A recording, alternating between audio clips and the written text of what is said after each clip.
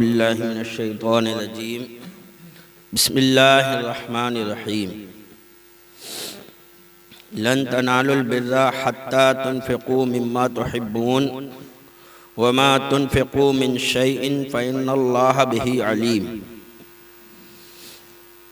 اللہ تبارک و تعالی ارشاد فرماتا ہے، اور تم ہرگز بھلائی کو نہ پہنچو گے جب تک راہ خدا میں اپنی پیاری چیز نہ خرچ کرو، اور تم جو کچھ خرچ کرو اللہ کو معلوم ہے۔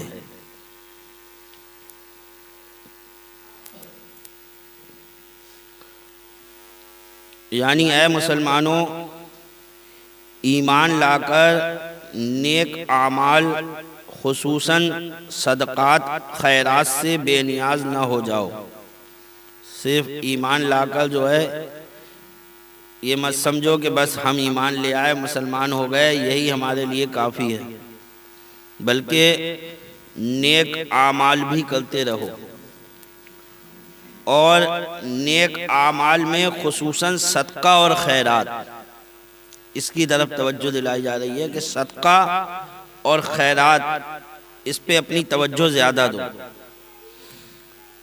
تم اصل تقوی یا پوری کامیابی یا جنت کا اعلیٰ مقام یا رضائے رب انعام اس وقت تک نہیں پا سکتے جب تک کہ اپنی پیاری چیزوں میں سے بھی اللہ کی راہ میں خرچ نہ کرو۔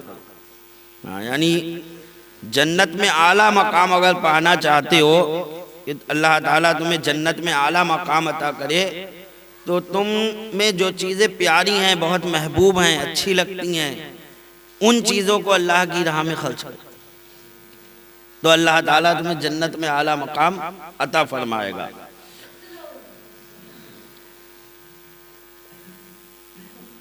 جو چھوٹی بڑی چیز اخلاصاً کے ساتھ تم خرچ کرو گے، یعنی چیز سے مطلب نہیں ہے چاہے چھوٹی ہو بڑی، تمہیں محبوب ہے وہ چیز، تمہیں پسند ہے وہ چیز بہت، چاہے تھوڑی ہی ہے اور تم نے اس کو اللہ کی راہ میں خرچ کر دیا دل سے، اخلاص کے ساتھ، دکھاوے کے لیے نہیں، خلوص کے ساتھ، تو اس کا بہت بڑا مرتبہ ہے۔ تو جو چھوٹی بڑی چیز اخلاص کے ساتھ تم خرچ کرو گے اس کا ثواب پاؤ گے، کیونکہ ہم تمہارے صدقے سے بھی خبردار ہیں اور نیتوں سے بھی۔ جو صدقہ تم کرو گے اس سے بھی خبردار ہیں، اور تمہارے دلوں کی نیتوں سے بھی ہیں کہ تمہاری نیت کیسی ہے اس کو صدقہ کرنے میں۔ حدیث شریف میں ہے کہ جب یہ آیت نازل ہوئی، جب اللہ کے رسول صلی اللہ تعالی علیہ وسلم نے صحابہ اکرام کے مجمع میں اس آیت کریمہ کو پڑھا، تو جب یہ آیت نازل ہوئی جس میں اللہ تبارک و تعالیٰ نے فرمایا تم ہرگز بھلائی کو نہ پہنچو گے جب تک راہ خدا میں اپنی پیاری چیز نہ خرچ کرو، اور تم جو کچھ خرچ کرو اللہ کو معلوم ہے۔ صحابہ اکرام کا ایمان دیکھیے، وہ آج ہم لوگ کتنے ہی صدقہ و خیرات کی طرف توجہ دلاتے رہیں لیکن آدمی کی توجہ نہیں ہوتی ہے، لیکن صحابہ اکرام کا ایمان دیکھیے کہ انہوں نے آیت کریمہ جیسے ہی یہ سنی تو حدیث شریف میں ہے کہ جب یہ آیت نازل ہوئی تو ابو طلحہ اٹھ کر بولے، یا رسول اللہ، میرے پاس بہت پیارا مال، میرا باغ بیرہا ہے، میرا ایک باغ ہے پورا، کتنی بڑی بات ہو گئی باغ کا، اور انہیں وہ بہت پیارا بھی تھا، کہنا میرا ایک باغ بیرہا ہے، میں اسی کو اللہ کی راہ میں خیرات کرتا ہوں۔ پورا باغ ہی سنتے ہی پورا باغ خیرات کر دیا۔ کہاں اتنا بڑا دل ہم لوگ کہاں سے لائیں گے؟ ہمارے دل تو بہت چھوٹے ہیں، جو ہے 10,000 روپے دے کر سمجھتے ہیں بہت دے دیا، 20,000 دے کر سمجھتے ہیں بہت دے دیا، وہاں صحابہ اکرام نے پورے باغ دے دیے ایسے ہی اللہ کی راہ میں۔ کہا خیرات کرتا ہوں، آپ جہاں چاہیں اسے صرف فرما دیں۔ اور خیرات کیسے کرا کہ اللہ کے رسول میں نے اللہ کی راہ میں دے دیا، اب آپ جہاں چاہیں اسے لگائیں، یہ نہیں کہ اس کو دیتا ہوں یا اس کو دیتا ہوں، بلکہ نہیں، میں نے اللہ کی راہ میں دیا، اب آپ کو اختیار ہے کہ آپ جیسے چاہیں اس کو جو ہے اللہ کی راہ میں خرچ کریں، میں نے اللہ کے نام پر اس کو آپ کو دیا۔ آپ جہاں چاہیں اسے صرف فرما دیں۔ حضور انور صلی اللہ علیہ وسلم نے فرمایا خوب، سرکار نے فرمایا بہت خوب۔ اب اللہ تعالیٰ تو دلوں کو جانتا ہے، اور اللہ کے بتانے سے اللہ کے رسول بھی جانتے ہیں کہ کس کی نیت کیسی ہے۔ چنانچہ آپ نے وہ باغ ابو طلحہ کے قرابت داروں پر وقف فرما دیا۔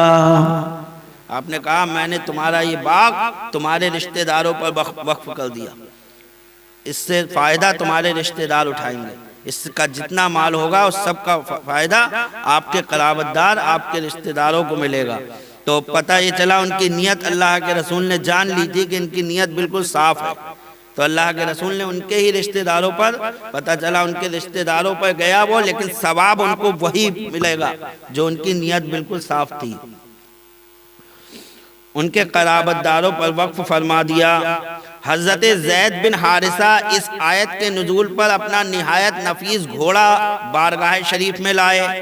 انہوں نے یہ آیت سنی، وہ گئے، انہیں اپنے گھوڑے سے بہت پیار تھا، تو وہی گھوڑا لے کر سرکار کی بارگاہ میں آئے جس کا نام سیل تھا۔ عرض کیا یہ اللہ کے لیے صدقہ ہے۔ حضور صلی اللہ علیہ وسلم نے وہ گھوڑا انہی کے بیٹے اسامہ ابن زید کو دے دیا۔ انہوں نے صدقہ کیا ادھر، اور سرکار دلوں کے راز جان رہے ہیں۔ وہ گھوڑا لے کر انہی کے بیٹے اسامہ ابن زید کو دے دیا۔ زید بولے یا رسول اللہ میری نیت صدقہ کی تھی۔ فرمایا رب نے تمہارا صدقہ قبول کر لیا ہے، تمہاری نیت صاف تھی، اللہ نے تمہارے صدقے کو قبول فرما لیا ہے۔ حضرت عمر ابن عبدالعزیز مصری کی بوریاں خرید کر خیرات کرتے تھے۔ کسی نے کہا کہ آپ اس کی قیمت ہی کیوں خیرات نہیں کر دیتے؟ یعنی آپ بوریاں خریدتے ہیں پھر خیرات کرتے ہیں، جتنے کی بوری ہے یہ قیمت ہی آپ اتنی خیرات کر دیں، بوریاں ہی کیوں خیرات کرتے ہیں؟ فرمایا مجھے مصری پیاری ہے، مجھے پیسہ پیارا تھوڑی ہے، مجھے مصری اچھی لگتی ہے۔ اور جو ہے آیت کریمہ میں یہ ہے کہ جو تمہیں عزیز ہو، جو تمہیں پیارا ہو وہ اللہ کی راہ میں خرچ کرو، لہذا مجھے مصری پیاری ہے، اس لیے اسی کی بوریاں خرید کے خیرات کرتا ہوں، لہذا یہی خیرات کرتا ہوں۔ اور یہی آیت پڑھی۔ حضرت عمر فاروق نے ابو موسیٰ اشعری کو لکھا کہ میرے واسطے ایک لونڈی خرید کر بھیجو۔ آپ نے بھیج دی، وہ فاروق اعظم کو بہت پسند آئی، آپ نے یہی آیت پڑھ کر اسے فی سبیل اللہ آزاد کر دیا۔ اس سے پتہ یہ چلا جو ہمیں عزیز ہو، جو ہمیں پیارا ہو، جب ہم اس کو اللہ کی راہ میں خرچ کرتے ہیں تو اللہ بہت خوش ہوتا ہے، کیونکہ ظاہر سی بات ہے جو عزیز چیز دل سے نکلتی ہے تو دل کو تکلیف تو ہوتی ہے۔ تو اس میں یہ ہے کہ دیکھو اللہ کی راہ میں ہم اپنی عزیز چیزوں کو بھی قربان کر دیتے ہیں، اللہ سے بڑھ کر ہمارے لیے کچھ نہیں ہے۔ اس میں بندگی کتنی بڑی ہے۔ بعض علماء فرماتے ہیں کہ جب انسان کو خود مال کی حاجت ہو پھر اس میں سے خیرات کرے تو اس کا بڑا درجہ ہے، اسے خود ضرورت ہے مال کی، اور کچھ مال ملا، اب اس نے اس میں سے بھی اللہ کی راہ میں خیرات کر دیا تو اس کا بڑا درجہ ہے کہ اسے تو خود ضرورت تھی اس وقت، اور اس وقت تو ضرورت ہوتے ہوئے بھی اس نے اللہ کی راہ میں دے دیا تو اس کا بہت بڑا درجہ ہے۔ تو مسلمانوں کو کبھی بھی صدقہ و خیرات سے پیچھے نہیں رہنا چاہیے، یہ برابر کرتے رہنا چاہیے، اس کی بہت فضیلتیں آئی ہیں، نہیں اللہ جہاں دیکھیں کہ جہاں ضرورت ہو جس چیز کی اس میں بڑھ چڑھ کر حصہ لیں۔ ہاں یہ دھیان رکھیں جو ہے کہ ہمارا پیسہ جو ہے دیکھ بھال کر صحیح جگہ پر ہی لگے، یہ نہیں کہ آج کل فراڈ بھی بہت پھیل رہے ہیں، تو اس چیز کو دیکھ لیں کہ مدرسے ہیں، مدارس ہیں، ان کے یہ سب جو ہے، اور آج کے دور میں تو بہت آپ کے پیسوں کی مدارس کو ضرورت ہے کہ حکومتیں ان چیزوں کو ختم کرنے میں لگی ہوئی ہیں، اور جہاں حکومتوں سے پیسہ مل رہا ہے پھر وہ اپنے طریقے سے مدرسے چلانے کی کوشش کر رہی ہیں، وہ وہاں یوگا بھی کرا رہی ہیں، وہاں اور بھی سب کام کرانے کی کوشش کر رہی ہیں۔ تو یہ اب اور ضروری ہو گیا ہے کہ آپ جو ہے اپنے مدارس کو جو ہے زیادہ سے زیادہ تعاون کریں تاکہ حکومت کی محتاج نہ رہیں آپ کے مدارس ہیں۔ جامعۃ الرضا ہے، منظر اسلام ہے بریلی شریف میں، اعلیٰ حضرت کا قائم کیا ہوا مدرسہ ہے، حالانکہ اس کو جو ہے گورنمنٹ سے پیسہ ملتا ہے، تنخواہیں جو ہیں وہ گورنمنٹ سے آتی ہیں، لیکن کھانے وغیرہ کا خرچ بچوں کا تھوڑی آتا، خالی صرف تنخواہیں ہی آتی ہیں مدرسوں کی منظر اسلام کی، اور اس میں بھی جو ہے انہوں نے یوگا پھوگا سب رکھ دیا۔ تو سبحانی میاں صاحب کو یہ بیان دینا بھی پڑا کہ جو ہے چاہے ہم جو ہے خلاف شریع عام جو ہے نہیں کرائیں گے، چاہے حکومت اپنا جو ہے یہ جو دے رہی ہے یہ بند کر دے اٹھا کر۔ تو ضرورت ہے آپ کو اپنے مدارس کی طرف دیکھنے کی، منظر اسلام ہے، مظہر اسلام ہے، حضور مفتی اعظم ہند کا قائم کردہ مدرسہ، یہ وہ مدارس ہے کہ جن کی وجہ سے آج بریلی میں جو ہے علماء کی کثرت ہے۔ یہاں بریلی میں یہ مدارس ہیں تو علماء کی کثرت ہے، آپ کو امام بآسانی مل جاتے ہیں، ورنہ جہاں پر جو ہے مدارس نہیں ہیں وہاں دیکھو لوگ ڈھونڈتے پھرتے ہیں، اور اگر امام ملتے بھی ہیں تو وہ امامت کے لائق نہیں ہوتے ہیں اگر صحیح معنوں میں دیکھا جائے۔ ہم کئی جگہوں پر ایسا گئے جن کا نہ قرآن کا تلفظ صحیح، نہ انہیں مسائل کا علم، اور وہ مسجد کے امام بنے ہوئے نماز پڑھا رہے ہیں، اور صاحب وہ نکاح پڑھانے کے لیے آئے ہیں تو نکاح پڑھانے میں ان سے اردو تک نہیں لکھی جا رہی ہے، ہندی میں لکھ رہے ہیں وہ، اور نکاح صاحب ہم ہی پڑھائیں گے۔ تو ایسے بھی ہم نے دیکھے، تو یہ کیا وجہ تھی؟ اس سے نہیں مل رہا ہے امام، آدمی جس جو ہے تھوڑا بہت پڑھ کے وہی امامت کو لگ رہا ہے، لوگ اسے گاؤں میں رکھ رہے ہیں۔ گاؤں میں جا کر ہم نے دیہاتوں میں بہت جگہ دیکھا، لیکن ہم نے دیکھا کہ وہ امام لوگ رکھ رہے ہیں لیکن صحیح معنوں میں وہ امامت کے لائق نہیں ہے لوگ، لیکن آدمی رکھ رہا ہے، انہیں مل ہی نہیں پا رہا ہے۔ شکر مناؤ اعلیٰ حضرت فاضل بریلوی کا کہ بریلی میں علماء کی کثرت ہے، آپ کو ایسے امام مل جاتے ہیں کہ جن کو آپ جو ہے سمجھ نہیں پاتے ہو کہ ان کے پاس اللہ نے انہیں کتنا علم دیا ہے، اور وہ آپ لوگوں کی تھوڑی سی تنخواہ میں جو ہے یہاں پر امامت کر رہے ہیں۔ تو اللہ تبارک و تعالی ہمیں صدقہ و خیرات کرنے کی توفیق رفیق عطا فرمائے۔ زیادہ سے زیادہ مدارس پر جو ہے، مساجد پر، اپنے علماء پر، بلکہ حدیث میں تو آیا اپنے بچوں پر بھی خرچ کرنا یہ بھی تو صدقہ ہی ہے، تو پھر علماء پر خرچ کرنا یہ صدقہ نہیں ہوگا؟ مدارس پر، علماء پر، طالب علم پر دیکھیں کہ کسی طالب علم ہے مدرسے کا کوئی، اگر اس کو حاجت ہے کسی چیز کی، کوئی کتاب اس کے پاس نہیں ہے، پوچھیں کوئی کتاب لائیں تو اس کو کوئی کتاب لا دیں دیکھ کر۔ تو یہ چیزیں جو ہے دھیان رکھنے کی ہیں، آپ لوگ اس چیز کا دھیان رکھیں، صدقہ و خیرات کی طرف دھیان دیں۔ کل الطعام کان حلا لبنی اسرائیل الا ما حرم اسرائیل علی نفسه من قبل ان تنزل التوراۃ قل فأتوا بالتوراۃ فاتلوها ان کنتم صادقین۔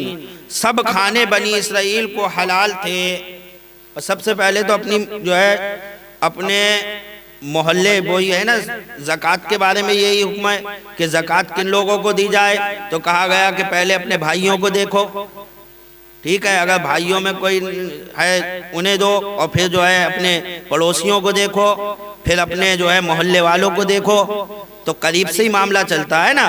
تو ایسے ہی صدقے اور خیرات میں بھی ہے، پہلے آپ اپنی مسجد کو دیکھو کہ ہمارے مسجد کے جو ہے آمدنی کیا ہے، ہمارے مسجد کے امام کی تنخواہ آج کے دور میں کیا ہونا چاہیے، اور ہماری مسجد کی آمدنی اتنی نہیں ہے کہ جو ہے امام کی تنخواہ اتنی ہو پائے، تو لاؤ ہم جو ہے ایک جو ہے اس کا حساب بنائیں، کسی طریقے سے کر کے کریں۔ سب ہر محلے کے آدمیوں کو یہ سوچنا چاہیے کہ اماموں کی تنخواہیں اچھی ہوں۔ اب اتنی مہنگائی میں 10-12 ہزار میں جو ہے آدمی کا جو ہے خرچہ نہیں چل رہا ہے، مہنگائی بہت آگے جا چکی ہے، اور تنخواہیں اماموں کی 6,000 8,000 5,000 ایسے، تو آپ خود اندازہ لگا سکتے ہیں۔ اور یہ ہے کہ کیوں؟ کیونکہ آپ لوگ اپنے گھر سے وہی 20 روپے 10 روپے اس کے علاوہ نہیں۔ یہ تو آپ کو ایک بنانا چاہیے حساب کہ بھائی 10-20 روپے لے رہا ہو، ختم کرو، 200 روپے مہینہ ہمارے ہر مہینے آ کے لے جایا کرو۔ یہ 20 روپے کا سسٹم ہمارے گھر سے ختم کر دو، ہم 200 روپے مہینہ دیں گے۔ آپ ہر جمعے مت آؤ، یہ ہر مہینے کے مہینے 200 روپے مہینہ ہم سے آگے لے جاؤ۔ ہر گھر والے اگر 200 روپے مہینہ 200 روپے مہینہ باندھ دے، آمدنی اچھی ہو جائے گی اتنے لوگوں میں۔ لیکن یہ سب کرنے سے ہوگا، 200 کوئی بڑی بات نہیں ہے۔ اگر 200 روپے مہینہ آپ لوگ ہر گھر بن جائے، ہر گھر سے 200 روپے مہینہ مسجد کو آئے گا، میں سمجھتا ہوں مسجد کی اچھا خاصی آمدنی ہو جائے گی، اماموں کی تنخواہیں بھی اچھی ہوں گی، مسجد کے کام بھی اور ہوں گے۔ لیکن یہ سب کام کرنے سے ہوں گے۔ 10-20 روپے میں آج کل کیا ہوتا ہے، بڑا مشکل امام کی تنخواہ جیسے تیسے نکل رہی ہے، ہیں اور کوئی کام کے لیے پھر جو ہے پریشانی ہو رہی ہے، تو اس طرف آپ لوگ دھیان دیں۔ اللہ فرماتا ہے سب کھانے بنی اسرائیل کو حلال تھے مگر وہ جو یعقوب نے اپنے اوپر حرام کر لیا تھا۔ یہ 200 میں نے کہہ دیے کہ عام طور پہ، باقی آپ کو جتنی اللہ توفیق دے ہے نہیں، یہ تو آپ کے اوپر ہے کہ آپ کتنے باندھ سکتے ہیں۔ ماشاءاللہ سے بہت سے لوگ ایسے ہیں جن لوگوں نے 12,000 مسجد کو ادھر کا دینے کے لیے کہے تھے، ان کے 12,000 پورے ہو گئے، لیکن وہ 500 روپے مہینہ اب بھی دیے جا رہے ہیں، کہہ رہے ہیں نہیں ہم 500 روپے مہینہ دیتے رہیں گے، ابھی اور کام بہت ہے، تو اللہ تعالیٰ انہیں اس کی جزائے خیر عطا فرمائے۔ یعنی پورے دینے کے بعد بھی انہوں نے وہ 500 روپے جاری رکھے ہیں کہ نہیں یہ چلنے دو، ابھی کام بہت ہے۔ تو یہ سب کام اللہ ہی توفیق دیتا ہے۔ سب کھانے بنی اسرائیل کو حلال تھے مگر وہ جو یعقوب نے اپنے اوپر حرام کر لیا تھا۔ توریت اترنے سے پہلے تم فرماؤ توریت لا کر پڑھو اگر سچے ہو۔ یہود کی نافرمانیوں کی وجہ سے ہم نے بطور سزا ان پر بہت سی حلال چیزیں حرام فرما دی تھیں۔ اللہ تعالیٰ نے یہودیوں پر ان کی نافرمانی کی وجہ سے بہت سی وہ چیزیں جو حلال تھیں وہ حرام کر دی تھیں۔ ہم نے ان کی سرکشی کی انہیں یہ سزا دی تھی۔ یہود پر جانوروں کی کچھ چربیاں حرام تھیں اور ناخون والے جانور بھی حرام تھے۔ تب یہود نے بارگاہ رسالت صلی اللہ علیہ وسلم میں عرض کیا یہ جانور اور یہ چیزیں صرف ہم پر حرام نہیں ہوئیں بلکہ یہ تو نوح علیہ السلام کے زمانے سے حرام ہیں۔ ان کا مقصد کلام الہی کا جھٹلانا تھا کہ کلام الہی غلط ہے، یہ تو شروع سے ہی یہ سب چیزیں حرام ہیں، تو تم مسلمانوں میں حلال کیسے ہو گئی؟ اونٹ کا گوشت اور یہ چربی وغیرہ یہ سب کیسے حلال ہو گئی؟ اور دوسری روایت اس کے شان نزول کی یہ ہے کہ ایک بار یہود مدینہ نے حضور نبی کریم صلی اللہ علیہ وسلم کی خدمت اقدس میں عرض کیا کہ آپ تو اپنے کو دین ابراہیمی پر بتاتے ہیں اور لوگوں کو قرآن کریم کی یہ آیت سناتے ہیں کہ ابراہیم علیہ السلام سے قریب ترین ان کے پیروکار ہیں اور یہ نبی ہیں، مگر آپ کے اعمال دین ابراہیمی کے خلاف ہیں۔ حضور انور صلی اللہ علیہ وسلم نے فرمایا کون سے اعمال؟ ہمارا کون سا عمل جو ہے وہ دین ابراہیم کے خلاف ہے، بتاؤ کون سے اعمال ان کے خلاف؟ تو وہ بولے کہ دین ابراہیمی میں اونٹ کا گوشت اور اس کا دودھ حرام تھا مگر آپ کے دین میں حلال ہے۔ دین ابراہیم میں بولے اونٹ کا گوشت اور دودھ حرام تھا اور آپ کے یہاں اونٹ کا گوشت بھی حلال ہے، دودھ بھی حلال ہے۔ حضور انور صلی اللہ علیہ وسلم نے فرمایا کہ تم غلط ہو، یہ چیزیں دین ابراہیمی میں حلال تھیں۔ تب یہود کی تردید اور حضور انور صلی اللہ علیہ وسلم کی تائید میں یہ آیت کریمہ نازل ہوئی، تو جس میں یہ کہا گیا کہ سب کھانے بنی اسرائیل کو حلال تھے۔ وہ کہہ رہے ہیں کہ حرام تھے، اللہ نے فرمایا سب کھانے بنی اسرائیل کو حلال تھے مگر وہ جو یعقوب نے اپنے اوپر حرام کر لیا تھا۔ حرام کیسے ہوا؟ دودھ اور اونٹ کا گوشت۔ تو حضرت یعقوب علیہ السلام کو عرق النساء کی بیماری تھی، ایڑیوں سے درد اٹھتا ہے، یہاں سے ایڑی سے، اور یہ رنگتا ہوا جاتا ہے۔ تو آپ نے یہ منت مانگی کہ اے پروردگار عالم مجھے اس درد سے جو ہے نجات دے دے، تو میں اپنے اوپر اپنی جو بہترین غذا ہے جسے میں پسند کرتا ہوں اونٹ کے گوشت کو اور دودھ کو وہ حرام کر لوں گا، وہ چیز نہیں کھاؤں گا اگر تم مجھے اس بیماری سے نجات دے دے۔ تو اللہ تبارک، یہ منت مانگی تھی اور منت کا پورا کرنا ضروری ہوتا ہے۔ اللہ تبارک و تعالیٰ نے ان کی اس بیماری سے انہیں شفا دی، تو وہ چیزیں یعنی اونٹ کا گوشت اور دودھ انہوں نے اپنے لیے حرام کر لیا، تو ان کے اوپر یہ حرام ہوئی، ورنہ حرام نہیں تھی۔ جب ان کے اوپر حرام ہوئی تو ان کی اولاد پر بھی یہ حرام کر دی گئی، تو ان کی اولاد پر بھی حرام کر دی گئی۔ تو یہ کہتے ہیں کہ شروع سے ہی حرام تھی، تو ایسا نہیں تھا کہ شروع سے حرام تھی، بلکہ یعقوب علیہ السلام نے یہ چیزیں خود اپنے اوپر حرام کی تھی۔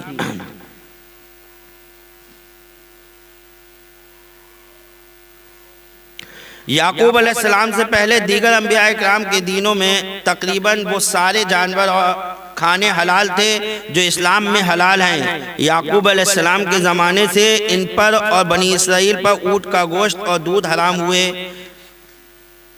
غرض کے موسیٰ علیہ السلام تک یہی حال رہا۔ عہد موسوی میں بنی اسرائیل کی سرکشی کے سبب بطور سزا ان پر بہت سی طیب چیزیں حرام کر دی گئی، یعنی موسیٰ علیہ السلام تک تو یہ دو چیزیں ہی حرام رہی، لیکن اس کے بعد جب ان لوگوں نے بہت سرکشی کری یہودیوں نے، تو اللہ تعالیٰ نے سزا کے طور پر اور چیزیں حرام کی۔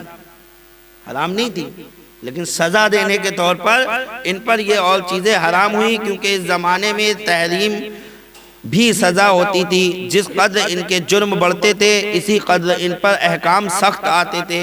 چہارم مال کی زکوٰۃ فرض ہونا، مال کے چوتھے حصے کی زکوٰۃ دینا تھی۔ اب بتائیے کتنی ہو گئی۔ جس کپڑے یا جسم پر نجاست لگ جائے اسے کاٹ ڈالنا کتنی بڑی بات تھی۔ ہمارے یہاں کیا ہے، گندگی لگ جائے تو دھو دو، جسم پہ گندگی لگ جائے تو دھو دو۔ دین موسوی میں سزا کے طور پر ان کو یہ جو ہے ملا تھا کہ جس کپڑے یا جسم پر نجاست لگ جائے اس حصے کو کاٹ کے پھینکنا ہوگا۔ کتنی بڑی بات تھی۔ اسی قدر ان پر احکام سخت آتے گئے، تو جسم پر نجاست لگ جائے اسے کاٹ ڈالنا، ہفتے کے دن شکار حرام ہونا، ہفتے کے دن شکار کرنا حرام، اور شکار کر لینے پر عذاب الہی آ جانا، صورت مسخ ہو جانا، بندر بنا دیے گئے، سور بنا دیے گئے، یہ سب ان کے لیے سزائیں تھے۔ انہی سرکشیوں کا نتیجہ تھا مدینے کے یہودی بجائے شرمندہ ہونے اور توبہ کرنے اور حضور انور صلی اللہ علیہ وسلم پر ایمان لانے کے ان احکام پر فخر کرنے لگے، چھوڑے ہونے لگے کہ دیکھو ہمارے دین میں یہ سب چیزیں حرام ہیں، ہمارا دین صحیح ہے، تمہارا دین غلط ہے، اور اس پہ فخر کر رہے تھے، اور انہیں اپنی حقانیت اور اسلام کے بطلان کی دلیل قرار دینے لگے۔ رب تعالیٰ نے اس آیت میں ان کی حماقت ظاہر فرماتے ہوئے فرمایا، بے وقوفو یہ تو سوچو کہ نزول توریت یعنی زمانہ موسوی سے پہلے بجز اونٹ کے گوشت اور اس کے دودھ کے اور کون سی چیز حرام تھی، اور ان دو کی حرمت بھی یعقوب علیہ السلام کے حرام فرما لینے سے ہوئی۔ ان کی بیماری و نزع سے پہلے تو یہ بھی حرام نہ تھیں۔ اگر ان چیزوں کی حرمت ہی حقانیت کی دلیل ہے تو چاہیے کہ دین ابراہیمی اور دیگر تمام دین باطل ہو جائیں، کیونکہ ان سب میں یہ تمام چیزیں حلال تھیں۔ یہ واقعات جو ہم نے بیان فرمائے توریت میں بھی موجود ہیں۔ اگر تم اس دعوے میں سچے ہو کہ یہ چیزیں پہلے بھی حرام تھیں تو توریت لے آؤ۔ قرآن کو جھٹلا رہے ہو، جاؤ توریت لے کر آؤ، توریت میں بھی یہ تمام واقعات موجود ہیں، اور وہ آیات پڑھ کر ہمیں سناؤ جس میں تمہارے دعوے کی تصدیق ہو۔ تفسیر ساوی نے اس جگہ فرمایا کہ عرق النساء رگ کی بیماری جو ران کے نچلے حصے میں زور کرتی ہے اور انسان کو چلنے پھرنے سے مجبور کر دیتی ہے، اس کا علاج نبی کریم صلی اللہ علیہ وسلم نے یہ ارشاد فرمایا کہ عربی دمبے کی چکی لاٹ یعنی اس کی چربی آگ میں پگھلائی جائے۔ عربی دمبے کی پیچھے کی دم کی وہ چکی ہوتی ہے، اس کو لے کر اس کی چربی آگ میں پگھلا دی جائے اور اس کے 3 حصے کیے جائیں، اور ران کی اس رگ میں جسے ریق کہتے ہیں پہلے ایک حصہ جذب کر دیا جائے، پھر کچھ دن بعد دوسرا، پھر تیسرا حصہ، انشاءاللہ تعالی شفا ہو جائے گی۔ یہ عرق النساء بیماری کا سرکار نے علاج بتایا۔ حضرت انس فرماتے ہیں میں نے 100 سے زیادہ بیماروں پر اسے آزمایا، مجرب پایا۔ 100 سے زیادہ بیماروں کو اوپر میں نے یہی کر کے دیکھا تو ان کو مکمل شفا حاصل ہو گئی۔ وَمَا عَلَيْنَا إِلَّا الْبَلَاغُ، سنتیں پڑھ لیجیے۔